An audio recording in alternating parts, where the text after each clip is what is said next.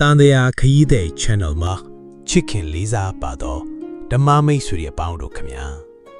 ကျွန်တော်တို့ဗုဒ္ဓဘာသာဝင်တွေအမြဲတမ်းရွတ်ဆိုနေကြ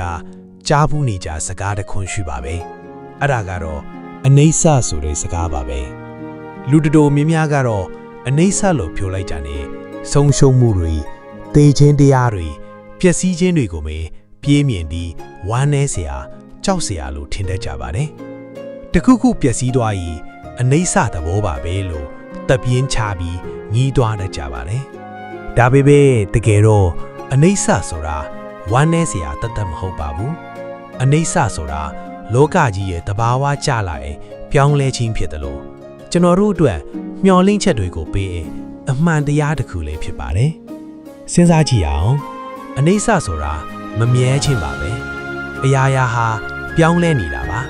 ဒီပြောင်းလဲခြင်းပါမရှိဘူးဆိုရင်ကျွန်တော်တို့ရဲ့ဘဝဟာဘလောက်တောင်ချောက်ကပ်နေမလဲအနိစ္စရှိလို့သာအခုဖူးပွင့်နေတဲ့ပန်းလေးကနောက်တစ်ချိန်မှာအသီးဖြစ်လာတာပါအနိစ္စရှိလို့သာအခုအားငယ်နေတဲ့ကလေးငယ်လေးကနောက်တစ်ချိန်မှာခွန်အားဗလာပြည့်စုံတဲ့လူကြီးတစ်ယောက်ဖြစ်လာတာပါအနိစ္စသာမရှိဘူးဆိုရင်အခြေအနေတစ်ခုမှာပဲထာဝရရက်တက်နေပါလိမ့်မယ်အစိုးထဲမှာပိတ်မိနေတဲ့သူကလည်းထာဝရအစိုးထဲမှာပဲနေရပါလိမ့်မယ်ဒါကြောင့်အနိစ္စဟာပျက်စီးခြင်းတည်းမဟုတ်ပဲအသက်တဖန်ဖြစ်ပေါ်လာခြင်းရဲ့အကြောင်းတရားလည်းဖြစ်ပါတယ်ဒီနေရာမှာအနိစ္စရဲ့အနှစ်သာရကိုဖော်ဆောင်တဲ့ပုံပြင်လေးတစ်ပုဒ်ကိုပြောပြချင်ပါတယ်တခါကအရှေ့တိုင်းကဘုရင်တစ်ပါးဟာသူ့ရဲ့ပညာရှိအမတ်တွေကိုခေါ်ပြီးအမိန့်တစ်ခုပေးခဲ့ပါတယ်ငါ့ကိုစာသားတစ်ကြောင်းရေးပေးစမ်းပါအဲ့ဒီစာသားဟာငါအယမ်းဝမ်းသာပျော်ရွှင်နေတဲ့အချိန်မှာ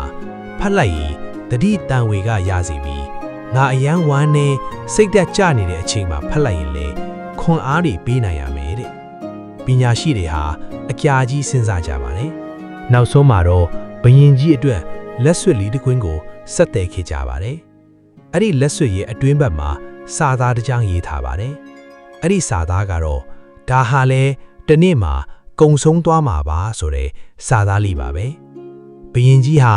စစ်ပွဲတွေမှာအောင်နိုင်ပြီးတိုင်းသူပြည်သားတွေကဝိုင်းဝန်းချီကျူးနေတဲ့အချိန်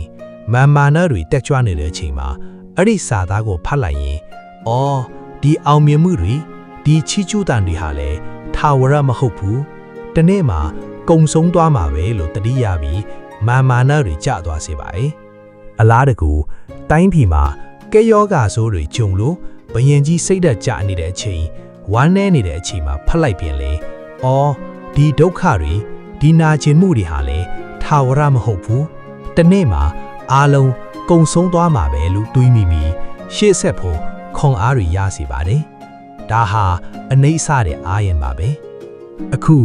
တင်ဟာဘဝမှာအစင်မပီမှုတွေကြုံနေရသလားစိတ်ဆင်းရဲစရာတွေဒုက္ခတွေနဲ့ရင်ဆိုင်နေရသလားဒါဆိုရင်ဝမ်းမနှဲပါနဲ့အနိစ္စဆိုတဲ့အမှန်တရားကိုသတိရလိုက်ပါ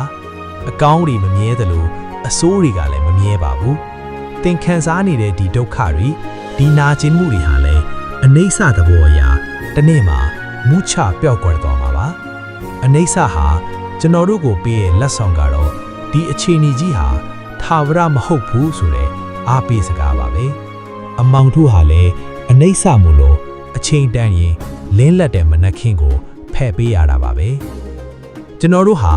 အနိစ္စကိုလက်မခံနိုင်တဲ့အခါအစွဲလန်းတွေဖြစ်လာပါတယ်အဲ့ဒီအစွဲတွေကပဲကျွန်တော်တို့ကိုဆင်းရဲစေတာပါဥပမာခလီးတစ်ယောက်ကလှပတဲ့တဲရဲတိုက်တစ်ခုကိုကမ်းခြေမှာစောက်တယ်ဆိုပါစို့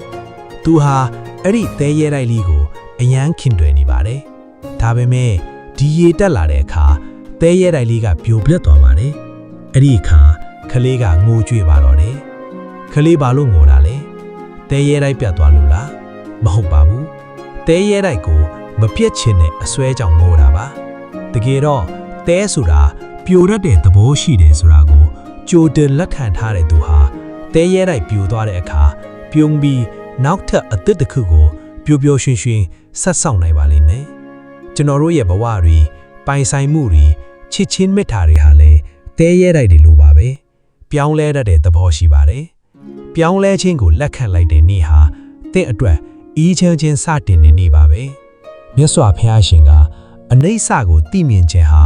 အမြင့်မြတ်ဆုံးသောအသိဉာဏ်လို့ဟောကြားခဲ့ပါတယ်။ဘာဖြစ်လို့လဲဆိုတော့အနိစ္စကိုတကယ်နားလည်တဲ့သူဟာ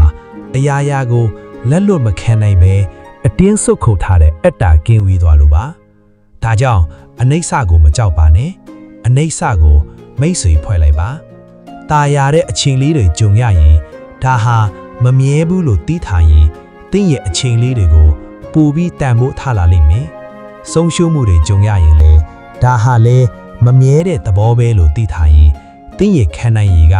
ပိုပြီးမြင့်ထားလာပါလိမ့်မယ်။အနိစ္စကိုနားလည်တဲ့သူဟာလောကဓာတ်မှာတည်ငြိမ်နေတဲ့ကြောက်ဆောင်ကြီးလိုပါပဲ။ဘာပဲထစ်လာသူဟာတရားနဲ့ကုသတတ်သွားပါပြီ။အခုဒီတရားစကားကိုနားထောင်နေရင်နဲ့သင်ပတ်ဝန်းကျင်ကိုတစ်ချက်ကြည့်လိုက်ပါ။သင်ရဲ့ခန္ဓာကိုယ်သင်ရဲ့စိတ်ကူးတွေသင်ရဲ့ခံစားချက်တွေဟာစက္ကန့်နဲ့အမျှအသစ်တွေဖြစ်နေတာပါ။ဒီပြောင်းလဲခြင်းအနုပညာကိုအပြုံးနဲ့စောင့်ကြည့်ကြည့်ပါ။အနိစ္စဆိုတာသိချင်းတရားတယ်မဟုတ်ပါဘူး။အနိစ္စဆိုတာအသစ်တစ်ပန်းရှင်သန်ခြင်းလက်ထင်ပါတယ်။ပြောင်းလဲနေတဲ့လောကကြီးထဲမှာမပြောင်းလဲတဲ့တရားအသည့်နဲ့ရှင်သန်နေတာဟာအစစ်အဆန်အောင်မြင်မှုပါပဲ။ဓမ္မမိတ်ဆွေအပေါင်းတို့ခင်ဗျာအနိစ္စဆိုတာဝမ်းနည်းစရာမဟုတ်ပဲနိုးကြားခြင်းရဲ့အစပါ။အရာရာဟာပြောင်းလဲနေလို့သာကျွန်တော်တို့မှာပိုကောင်းတဲ့ဘဝကိုတည်ဆောက်ဖို့အခွင့်အရေးရှိတာပါ။အတိတ်ကအမားတွေကိုပြင်ဆင်ဖို့အခွင့်အရေးရှိတာပါ။ဒီကနေ့ကစပြီးအနိစ္စကိုအတိညာနဲ့လက်ခံလိုက်ပါ။ပြောင်းလဲခြင်းတွေကိုမကြောက်ဘဲလက်ရှိအချိန်လေးကိုအကောင်းဆုံးအမြတ်နိုးဆုံးရှင်သန်လိုက်ပါ။အရာရာဟာခဏတာမို့လို့တဦးနဲ့တဦးမေတ္တာထားဖို့